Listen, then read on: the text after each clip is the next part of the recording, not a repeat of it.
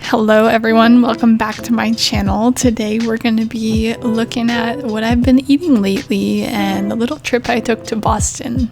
I have lots of warming and comforting meals to share with you all to keep us all nice and well fed as we head into the winter. This first recipe is for a tofu egg sandwich, which I've been having so often for breakfast. It's super easy. You just make your toast and slice up a bit of tofu. Just like an egg, it gets fried up in a hot pan with some oil, and then to season it, I just use a bit of nutritional yeast, some cayenne, and salt and pepper. It gets really crispy on the outside, but it has a really nice, soft, eggy texture and goes really well with some vegan sour cream on a bit of toast. And that's it, just a super simple, quick and easy breakfast. When I was vegetarian, an egg sandwich was always my go-to breakfast when I needed something to run out the door with, and this absolutely fills that craving and has all that same utility. Intuitive eating and mindfulness is a way to connect with your food and with your body and just be present in the moment, and has really helped me transform my relationship with myself and with food. One ritual that I've been really enjoying is making a big pot of tea, especially when I get to use some of the herbs from my garden. It's just a way to connect with the plants and use all my senses to really just be present in the moment and take a minute to slow down. I like to listen to the sound of the water pouring over the leaves and smell the herbs as they're brewing, and of course sipping and tasting it, and also feeling the warmth and watching the colors change as the tea steeps. Realistically, I don't always get to practice mindful eating, but when I do, I always feel so much more relaxed and connected to myself. One of the lunches I had this week is one of my dad's favorite sandwiches, which is a steak and cheese using some green peppers from my garden. It was the last of the pepper harvest before the frost took the plants, so I'm definitely savoring them and just slicing them up with some onions to be caramelized. I usually keep a few extra loaves of bread in the freezer and then just run it under some water and pop it in the toaster oven, and it really comes back to life. And then for the steak and cheese, I'm using this wheat meat or seitan that I made in my other video if you'd like to check out the recipe. And then just frying up the onions and peppers and chopping up some iceberg lettuce. In the same pan, I'm gonna fry up the seitan and get it nice and crispy before adding in some soy sauce for a little extra flavor and moisture.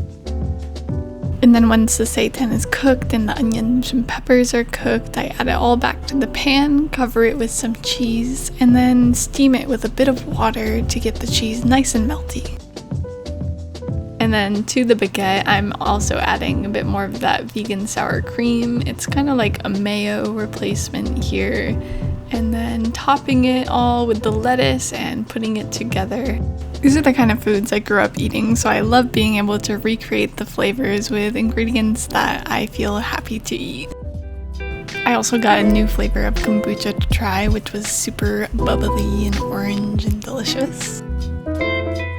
In the middle of the week, I took a trip into Boston starting early in the morning, and the first thing I got to eat was a peanut butter cup acai bowl, and this chocolate fudge was probably one of the best things I ate all day.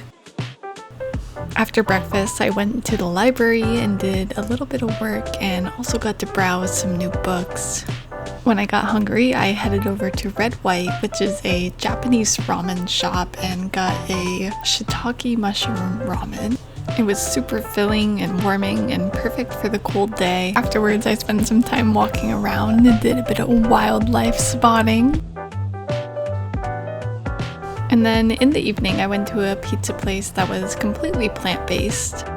I ordered the Bianca pizza, which is a white pizza with kale and macadamia nut ricotta, as well as pepperoncinis. The crust was super good, but I honestly didn't care for the peppers, so I did pick those off. But overall, it was a really great day, and I was so happy to be able to try so many great vegan places.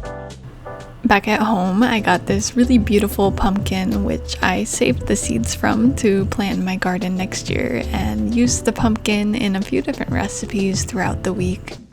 The first thing I made was a maple and tahini pumpkin and kale salad with crispy chickpeas drizzled with some tahini and maple syrup and spices.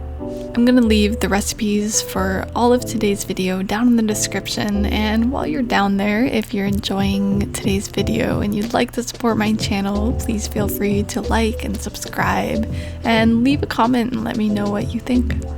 I made a maple and tahini dressing for the kale and soaked some pumpkin seeds before roasting them for another crispy topping. Finally, I massaged the kale and topped it with the pumpkin, the chickpeas, the pumpkin seeds. Everything came together super well and had so many great textures and just a little bit of sweetness from the pumpkin and the maple. One of my favorite warm drinks is a good cup of hot chocolate. But please, if you are making hot chocolate, don't use those packets. You can so easily make them at home with some real chocolate chips or chunks, and then just pour over some warm milk, let it sit for a few seconds, and then stir it up. And you're gonna have a really luxurious and actually super chocolatey hot chocolate. One of the dinners this week was using up leftovers from the onions and peppers and the salad, which I crisped up in the pan and then served it with some rice and refried beans.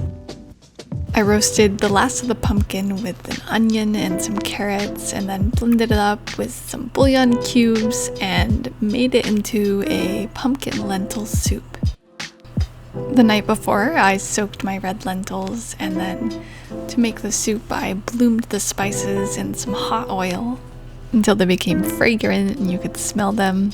I usually don't measure my spices, and I would probably encourage you to do the same just because it's an extra step to get out some measuring spoons, and the more you cook, the more intuitive it's gonna be, and that way you can make everything to your taste and preference. The soup is done when the lentils get nice and soft, and you can serve it with rice or with a bit of bread. For me, soup season is one of my favorite seasons, and this just makes such a warming and comforting fall meal. Thank you all so much for watching. I hope you got some recipe inspiration or just had a nice relaxing time. And if you enjoyed today's video, please like and subscribe, and I will see you next time.